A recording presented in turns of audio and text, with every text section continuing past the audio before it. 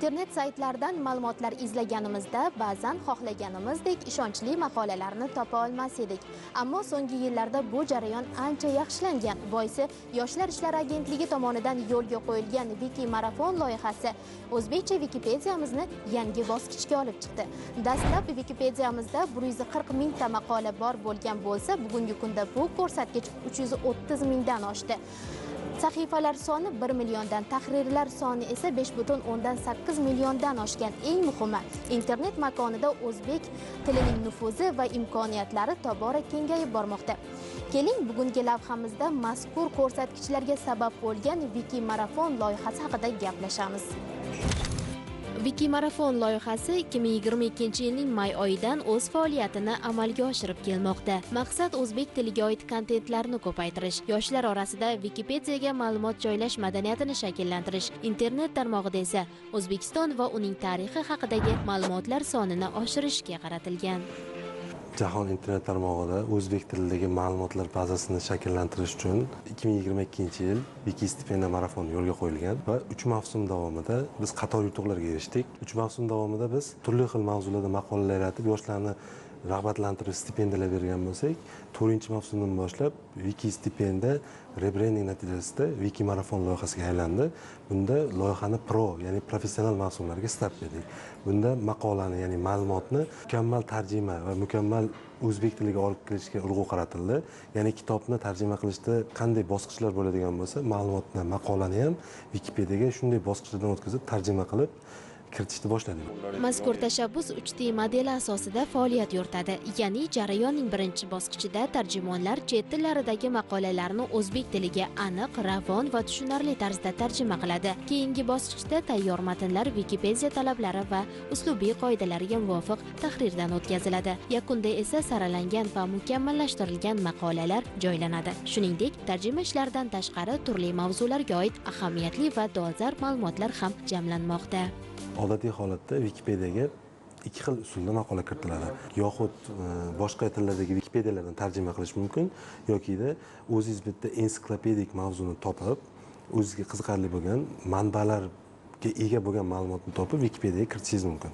Faqatgina bir narsaga e'tibor qaratishga, kiritilayotgan ma'lumot ensiklopedik ahamiyatga ega bo'lishi kerak va manbaga asoslangan bo'lishi kerak.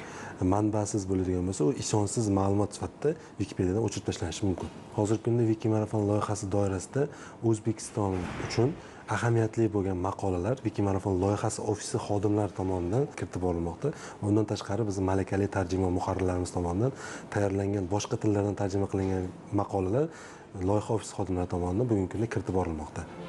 Bugungi kunga kelib o'zbek Wikipediyasi jahon reytingida 62-o'rindan 38-o'ringa ko'tarilib, sezilarli yutuqqa erishdi. Shuningdek, Markaziy Osiyo Wikipediyalari orasida 1-o'rinni, turkiy tillar orasida esa 3-o'rinni egalladi. Bu natijalar loyiha doirasida amalga oshirilgan qator qo'shimcha tashabbuslar hamda jamoaning katta va fidokorona mehnati samarasidir.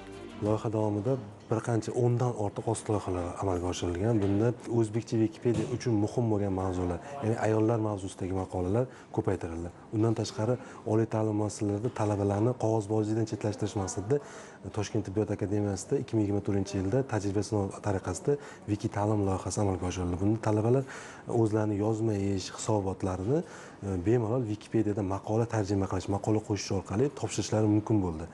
Va undan tashqari Wiki oromgoh loyihasi bu bizning eng katta ost loyihamiz hisoblanadi. Bunda yoshlar bir hafta davomida Wikipediya bo'yicha o'zlarining ko'nikmalarini, maqola joylash, tarjima qilish, uni qoidalari bo'yicha tahrirlash bo'yicha o'z bilimlarini oshirib, oromgohda bir hafta davomida maqolalar joylashdi. Wiki Marafon loyihasida Wikipedia tahrirchisiman. O'zbekcha Wikipediyada biz kiritayotgan maqolalardan tashqari boshqalar ham ma'lumotlar qo'shib, maqolalar yaratib, buni boyitib boradi. Bu jarayon asosan turli xil tanlovlar tashkil etish, ya'ni Wikipedia hamda Wikimedia jamg'armasi tomonidan tashkil etilayotgan turli xil tanlovlar va loyihalar orqali amalga oshiriladi. Shunday loyihalardan biri 22-yanvardan 22-fevralgacha bo'layotgan Wikipedia Olimpiada o'yinlarini sevadi loyihasi. Ushbu tanlov jarayonida 2026-yilgi qishki Olimpiada o'yinlarida qatnashayotgan ishtirokchilar, o'tkazilayotgan joylar haqida maqolalar yozilib, yoritilib borilmoqda.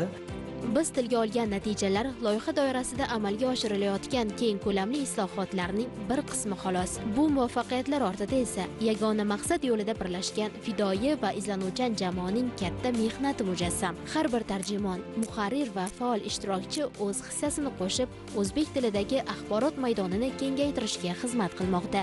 Mazkur tashabbus esa har bir yoshning ana shu safga qo'shilishga, bilim va salohiyatini namoyon etishga chorlaydi. Maqola yozish va tahrir qilish orqali biz nafaqat Wikipedia'ni boyitamiz, balki o'zbek tilimizni global axborot makonida munosib o'rin egallashiga hissa qo'shamiz.